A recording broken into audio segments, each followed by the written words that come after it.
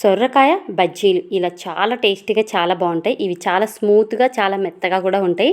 Taste మాత్రం ఎక్సలెంట్గా ఉంటాయి. 2 కప్పుల శనగపిండికి 1 కప్పు బియ్యపిండి వేసేసుకొని ఇలా చూపిస్తున్న విధంగా స్పైసీగా కొంచెం కారం అనేది ఎక్కువనే ఉండాలి. తగినంత సాల్టు, అలాగే రుచికి సరిపడా వాము, అలాగే వంట సోడా కూడా వేసేసుకొని ఇందులోకి అల్లం వెల్లుల్లి పేస్టు, తగినంత మంచి కలర్ కోసం పసుపు, కరివేపాకు ఉంటే కరివేపాకు లేదా కొత్తిమీర ఉంటే కొత్తిమీర వేసుకొని ఇలా వాటర్ వేసేసుకొని పిండిని అనేది ఈ విధంగా చూపిస్తున్న విధంగా ఈ మాత్రం లూజ్ ఉంటే సరిపోతుంది. ఇప్పుడు సొరకాయని ఇలా లేత సొరకాయని తీసుకుంటేనే బాగుంటుంది.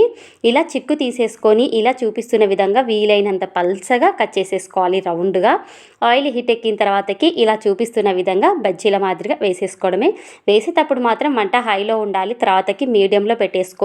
మంచి కలర్ వచ్చిన తర్వాతకి తీసేసుకొని ఇందులోకి కాస్తంత కరివేపాకు, పచ్చిమిర్చి ముక్కలు కూడా వేసేసుకొని ఈ రెండింటిని కలిపి తినాలి. ఎక్సలెంట్ టేస్ట్గా ఉంటుంది.